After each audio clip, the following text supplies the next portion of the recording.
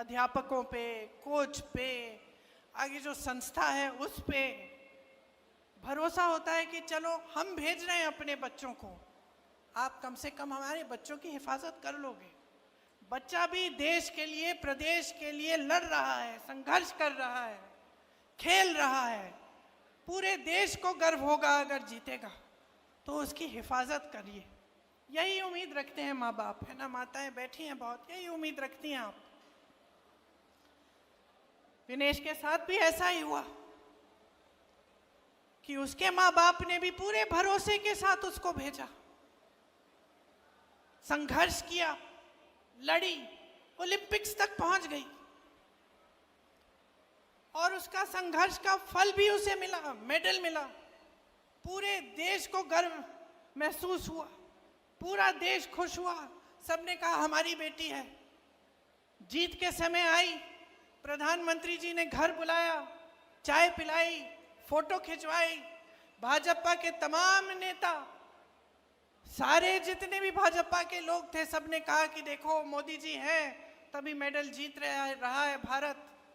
पूरी मीडिया ने भी कहा, सब खुश थे, सबको गर्व था। हम लोगों ने देखा नहीं, कोई फर्क नहीं पड़ता कौन सी पार्टी नहीं है, हमारे देश के लिए कोई मेडल लाया है। और इतना संघर्ष करके हमारी लड़कियां, हमारी बहनें गई हैं, हम सबको गर्व महसूस हुआ। लेकिन फिर क्या हुआ? वो भरोसा तोड़ा गया। वो भरोसा जिसके साथ विनेश के माँ बाप ने उसको भेजा होगा, वो भरोसा जो विनेश के दिल में था अपनी सरकार के प्रति, अपने ओलंपिक्स के एसोसिएशन के प्रति, जिसके साथ वो इतनी दूर किसी और देश में जा रही थी अकेले, वो भरोसा टूटा। और क्यों टूटा? क्योंकि विनेश और उसके साथियों के साथ अन्याय किया गया। और जब विनेश ने अन्याय देखा तो खड़ी हो गई। और ये भी हरियाणा का स्वभाव है, ये आपका स्वभाव है, ये आपकी संस्कृति है, ये आपकी परंपरा है। आपने अपने बच्चों को इसी परंपरा के तहत बड़ा किया है। दीपेंद्र जी ने कहा, और आप सब जानते हैं, यहीं पे कुरुक्षेत्र की भूमि में, हरियाणा में भगवान श्री कृष्ण ने भगवत गीता का प्रवचन दिया। और क्या कहा था उस समय कि जब जब अन्याय होगा, जब जब इस दुनिया में अन्याय होगा, तो सच्चाई और न्याय की आवाज उठेगी। मैं प्रकट होऊंगा, भगवान प्रकट होंगे और अन्याय के खिलाफ लड़ेंगे। ये आपकी परंपरा है। तो जब हम विनेश की बात करते हैं, सिर्फ विनेश का संघर्ष नहीं था, ये सिर्फ एक महिला का संघर्ष नहीं था, ये आप सबका संघर्ष है, ये आप सबकी लड़ाई है। जब इनके साथ अन्याय होता है, आप सबके साथ अन्याय होता है, आप सबका भरोसा टूटता है, आप सबके साथ विश्वासघात होता है। और आपकी परंपरा रही है, भगवत गीता की सीख से ही महात्मा गांधी जी ने हमारा स्वतंत्रता संग्राम चलाया। आज उनका जन्म दिवस है। आज अगर हम उनको याद करते हैं तो हमें एक बात याद आती है, सत्यमेव जयते, अहिंसा, सत्य। और कहाँ से मिली उनको ये बातें? भगवत गीता से मिली, भगवान श्री कृष्ण के प्रवचन से मिली, उनके संदेश से मिली। अभी नवरात्रि शुरू हो रहे हैं, दशहरे पे हम किस चीज की विजय मना रहे हैं? न्याय की विजय मनाने जाएंगे। अन्याय के खिलाफ न्याय की विजय, असत्य के खिलाफ सत्य की विजय मनाने जा रहे हैं।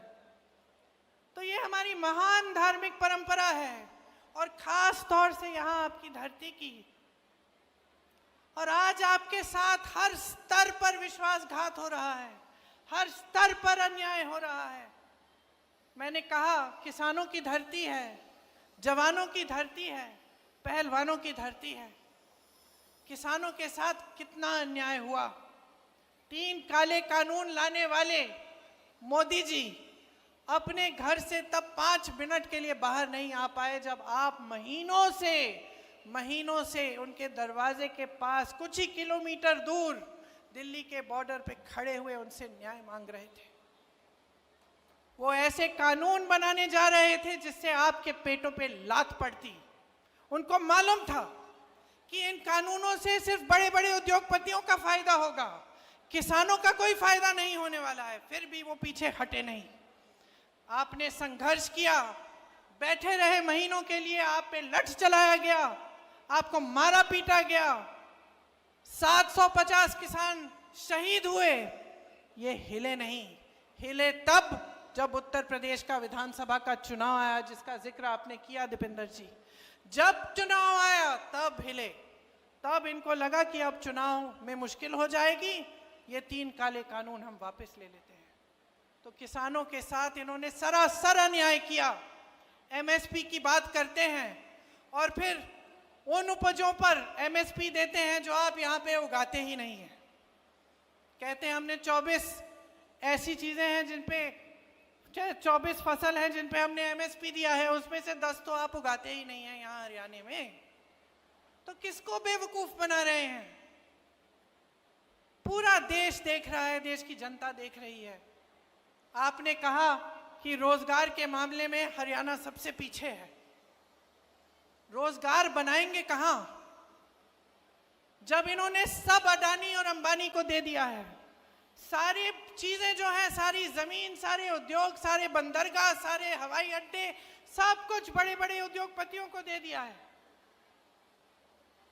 तो रोजगार बनेंगे कहां से? जो आपके छोटे मोटे बिजनेस होते थे, जहां से रोजगार बनते थे, जो खेती किसानी थी, वहां से आज रोजगार नहीं बन सकते हैं। तो ये रोजगार देने का काम कर ही नहीं सकते क्योंकि इनकी नीतियां ही इसके खिलाफ हैं, आपके खिलाफ हैं।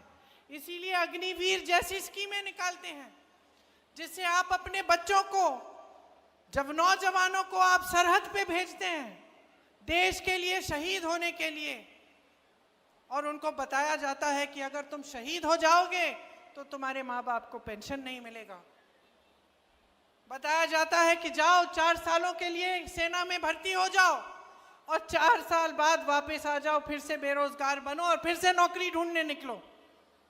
ये दिया है आपको मोदी जी ने।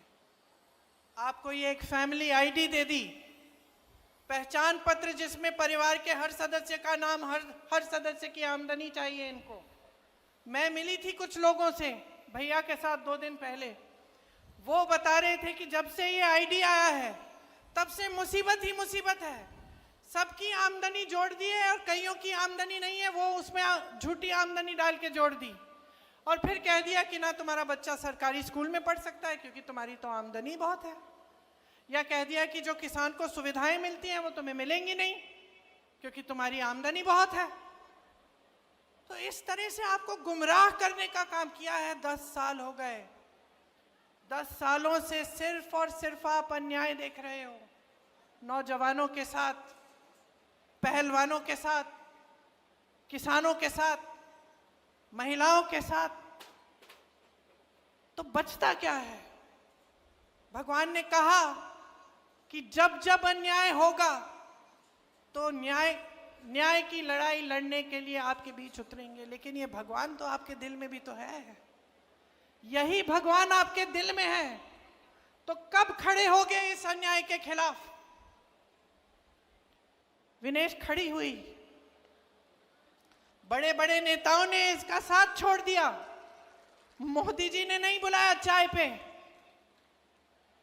आए भी नहीं इनसे मिलने के लिए, बात करने के लिए। लेकिन इस देश की जनता खड़ी हो गई विनेश के साथ। आप खड़े हुए विनेश के साथ क्योंकि आपके दिल में सच्चाई है, आपके दिल में भगवान है। तो अब वो मौका आ गया है फिर से, वही कुरुक्षेत्र की लड़ाई, वही अंग्रेजी साम्राज्य के खिलाफ लड़ाई। कोई फर्क नहीं है। आज ये लड़ाई आपकी लड़ाई है, अन्याय के खिलाफ, असत्य के खिलाफ, दुष्टों के खिलाफ लड़ाई है। आपको खड़ा होना पड़ेगा, आपको अपने अंतर मन में झांकना पड़ेगा और देखना पड़ेगा कि ये क्या हो रहा है मेरे साथ, मेरे प्रदेश के साथ, मेरे देश के साथ। ये नेता जो मंच पे आते हैं बड़ी बड़ी बातें करते हैं, लेकिन जब काम का समय आता है तो हमें देखते ही नहीं है।